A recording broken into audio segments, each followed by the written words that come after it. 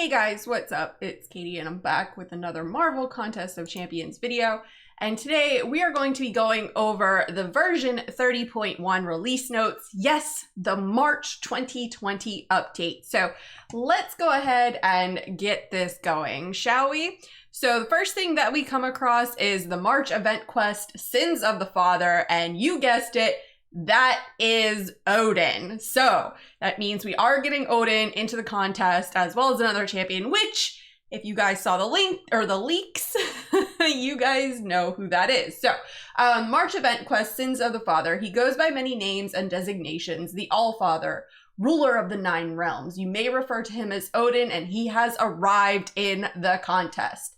To celebrate, he and the residents of Asgard hold a tournament to assess his people's strength. While the competition carries on, the sound of the Eternity alarm rings across the battle realm, drawing Odin's attention away from the tournament.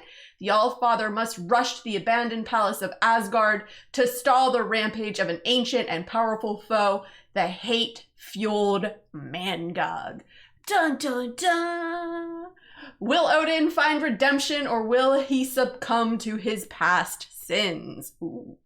So that was very detailed. I like it. Good writing there, kabam. All right, so let's, I don't know what that's going to entail, but of course it's just going to be like your standard monthly event quest. So I wonder if they're going to bring the 4-star challenge in for this one. I know that's not a big winner when it comes to the community for Thronebreaker to get the T5 CC. So let's go ahead and read on, shall we? So let's go ahead and take a look at Odin. Just a brief overview. This isn't, of course, his champion spotlight. That'll be coming later. So Odin, of course, is going to be cosmic, which makes total sense. Odin is the king of Asgard and the All-Father to numerous formidable Asgardian gods. However, Odin is the most powerful of the Asgardians, possessing a vast cosmic energy source called the Odin Force. Thank you, Kabam, for adding this. That would have been a huge misstep if you didn't add in the Odin Force. This power is so great that Odin must enter a coma-like state called Odin Sleep. I love that they added that in there as well, to recover from its overwhelming strength. As protector of the 9 realms, Odin and his son Thor defend Asgard from threats of otherworldly origin. So I don't know what Odin's gonna look like as of yet. Hopefully he's not a dud. You know, with February, with Super Skrull and Psycho Man, they were pretty dudley. So hopefully Kabam does Odin justice and they don't do him dirty like they did Super Skrull. All right, let's take a look at Mangog, and he's a scary looking dude. I gotta say, he's kind of a gnarly looking dude. All right, Mangog is the physical manifestation and sum total of 1 billion beings from hatred from a race imprisoned through a mystical spell by Odin and the Norse gods. Mangog is physically unstoppable and nearly indestructible. Well, that doesn't sound good. While he's able to feed on psychic energies such as hate, fear, and devotion, and has claimed he will always exist so long as there is hatred in the world. So remember that hatred synergy that Psycho Man had? I think this is him. I'm like 90% sure this is him, right? It just makes sense. If it's not Hate Monger that Kabam is going to bring in, I'm sure this is Mangog, and I'm sure Mangog here is the hate synergy that was questioned out or blanked out or whatever have you with Psycho Man. All right, so now let's take a look at the side event quest. What they got going on here. Odin's Bifrost Gauntlet. All right, so upgrade your challenges. Do you have what it takes to ascend to the godhood? This latest event allows you to compete in Odin's Gauntlet quest to earn unique resource Uru. Spend your Uru, to upgrade your gauntlets. Okay, let's go and let's break this down a little bit farther here. Whoops. Let's break this down a little bit farther.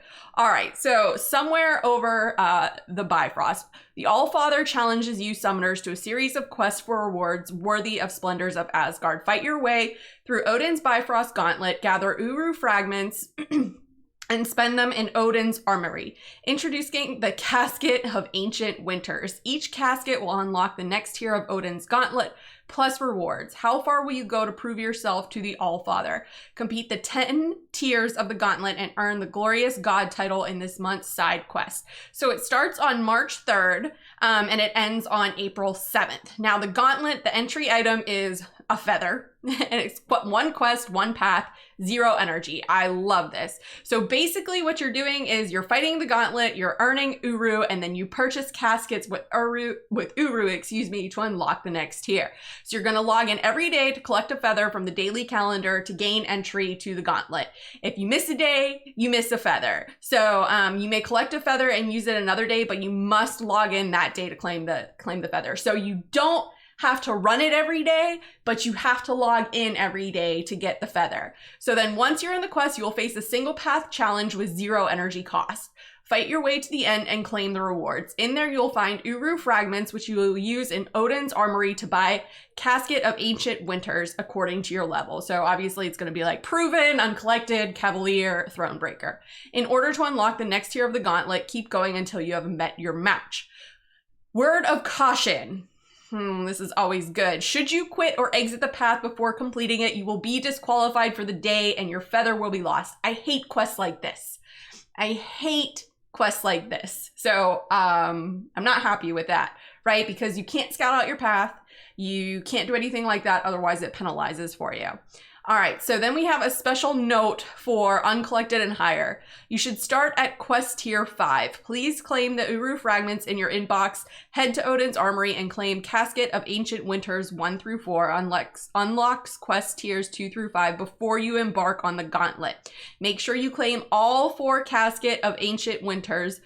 We wouldn't want you wasting your feathers on quest tiers 1 through 4. Okay, so if you're uncollected or higher, so uncollected, Cavalier, and Thronebreaker, collect your armory and claim your Casket of Ancient Winters before you do the quest. Otherwise, I guess badness is gonna ensue. I don't know. That's what I'm going off of. All right, so let's take a look at the rewards. So quest tier 1, you get 800. You get a bunch of like you know what, hold on, let me bring this over so you guys can see it. Let's see, there we go. There we go. All right, so we've got basic catalyst frags, ISO, which is always nice, premium hero shards, Uru fragments. So then let's see, tier 2, you got more. So let's take a look where it gets higher. T5, quest tier 5, basic catalyst fragments, T2, T2 ISO, 3-star signature stones, T3 class catalyst fragments, 4-star hero crystal shards, and 9 Uru fragments. Quest tier 6, this is where it starts kind of getting better. So you got the T4, T4B, not bad. T1 alpha frags, I wish that was a little bit higher because there's a big shortage of T1 alpha frags. And then quest 7, excuse me, you get T4 class catalyst fragment crystal, 5-star signature stone, I can read.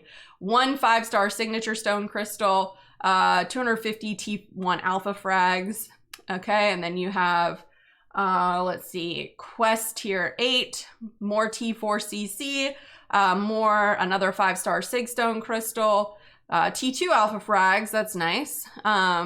The T4 ISO is nice, well, sort of. All right, and then tier 9 is where you get the T5B, the T2A, and then that's where you start getting the 5-star hero shards. And then tier 10, right, the T5 5-star signature stones, and oh, a T5 class catalyst fragment crystal. That's nice. I like that. All right, then we have the Casket of Ancient Winters. So this is all the stuff. So Casket 1 unlocks at tier 2. So this is what all you get. This one here, 3, that's not bad. 4 unlocks, okay, Ultimate Crystal. Casket 5 unlocks at tier 6, Nexus 4-star hero. So that's not bad. Casket 6 unlocks at tier 7, a Legendary Crystal, 5-star hero shards. That's nice. T4B, T4CC, a bunch of gold. Casket 7 unlocks at tier 8. You get a fully formed 5-star hero crystal. That's nice. It's a good amount of T2 alpha. 500 6-star shards. That's not bad. T4CC. That's always good. Whoops. Casket 8. You get all of this, which you get more 6-star shards, not bad. T5B frags, not bad. And then here you get another T5 class catalyst fragment crystal, 2%. You actually get 3 of those. That's not bad. These rewards are fairly decent. these are fairly decent. So then you have the cost, right? The cost of each casket. Casket 1 is 10 Uru fragments. Casket 2 is 15. Casket 3 is 20. Casket 4 is 30. 5, 40, and so on, up to 100. So that's how this is looking like it's going to work out. Now, there are some solo objectives. Basically, you have to successfully complete tier 10 of Odin's Bifrost Gauntlet, and then the user title is God tier. All right, and then there's also Valhalla Victories Vanquishing Blows solo event. Earn rewards by completing milestones based on criteria such as using a particular rarity of hero, winning fights on particular attacks, and more. So it's looking pretty interesting. I'm pretty good with that. It's looking like those rewards are going to be fairly decent. I'm all for a 0 energy side event quest, so that makes me happy. All right, now let's move on a little bit because there's something spiffy happening yet again. All right, let's continue on. Even more to do this March. Prove that you are God tier. So we already went over that. Complete tier 10 of the Bifrost Gauntlet and earn yourself the title of God tier. Valhalla Victories. Complete daily Vanquishing Blows solo events to earn crystal shards, sig stones, and more. And then International Women's Day Boss Rush yet again. Test your roster and your skill against this year's International Women's Day Boss Rush, featuring 6 bosses designed by 6 special members of our community. This year's Boss Rush is a serious step up in challenge, creativity, and rewards. So it looks like we're going to be fighting Sorcerer Supreme, Elsa Bloodstone, OG Black Widow, Storm P90X, Jubilee, and Tigra. And some of these champs are all, as we all know, are a bit challenging, especially the 3 on the right. So, I don't know. We shall see. That's all I'm gonna say about that. All right, moving on to champion updates. 4 champions receive upgrades. Civil Warrior, the Hood, Masacre, and Angela have all received an update. Watch for their champion spotlight updates for more information. My boy Civil Warrior and the Hood are getting updates, and I'm super pumped because I just released the video good kit garbage damage with Civil Warrior. So this makes me super happy. I hope they do him justice. I'm super pumped about that. All right, updates tab. A new tab has been added to the social hub to keep our players better informed with what's going on in the game. Information on long-running events and offers will be pinned to this tab for easy reference for full duration and then getting lost in your red mail. That's nice. That's actually nice because that'll come through and I'll be like, did I ever see that? So I do enjoy it. I think that's a good step. All right, bug fixes and improvements. Always what you want to read. Undo button fixed an issue where players were unable to undo after traversing an already cleared node. Angela fixed issue where Angela's special 2 would occasionally miss if chained after canceling from a heavy attack. Abyss of Legends, Brand of the Abyss 6 buff, updated description to specify unstoppable and unblockable are not affected by ability accuracy alteration. Professor X fixed issue where all attacks were not classified as psychic attacks. Well, that's good.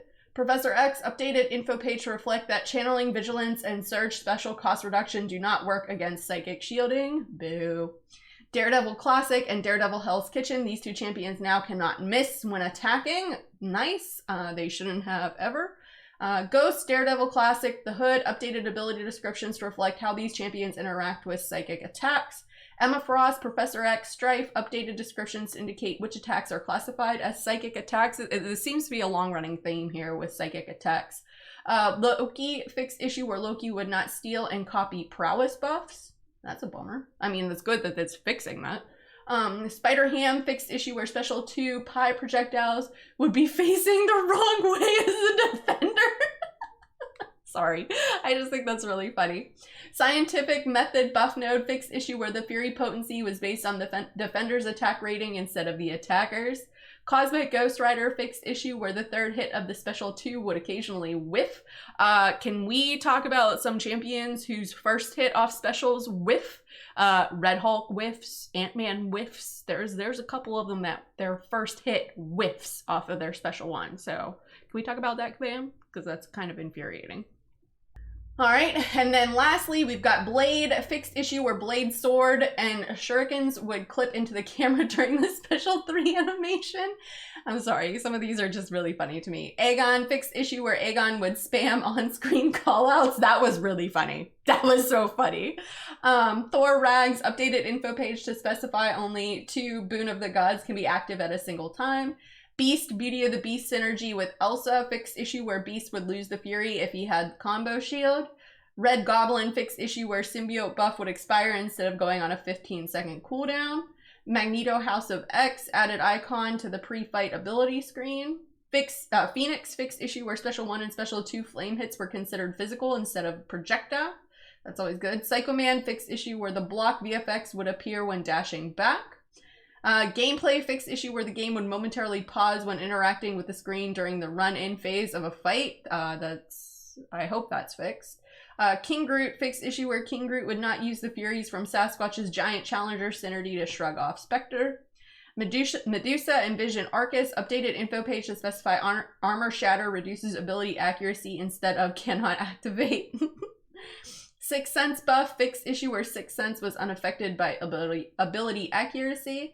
Falcon, updated pre-awakened signature ability description. Guardian, fixed issue where the armor up cooldown was not triggering in certain scenarios. There are some other issues that I think really need to be addressed that Kabam has yet to address, so hopefully they're working on them, such as the game crashing mid-fight. I feel like I always say this every time a new update is out, but if you guys watch my streams, you guys know what I'm talking about. So hopefully that will be fixed sooner rather than later, because it gets really frustrating, especially if you're doing like a champion grind and the game continuously crashes every so often. I know if I do like a 2-hour stream, the game usually crashes twice. So, but anyways, guys, that's all that I got. Let me know in the comments below, what do you guys think of this month? Do you think there's a lot of stuff going on? Are you happy to see Odin and Mangog in the contest? What do you think of the side event quest? And are you excited for another International Women's Day Boss Rush? Let me know in the comments below and let's discuss. As always, guys, thanks so much for watching and enjoy this quick word from Kevin Smith. Hey man, it's me, Kevin Smith, and if you enjoyed the mediocre Mcoc video full of scrub gameplay, then show Katy some love by hitting like and subscribe, man. Katy don't ask for much. Katy did ask for this. Katy did. So do like Katy did and bug people and get you to like and subscribe, man. She's doing that Mcoc beautifully, not mediocre. Katy!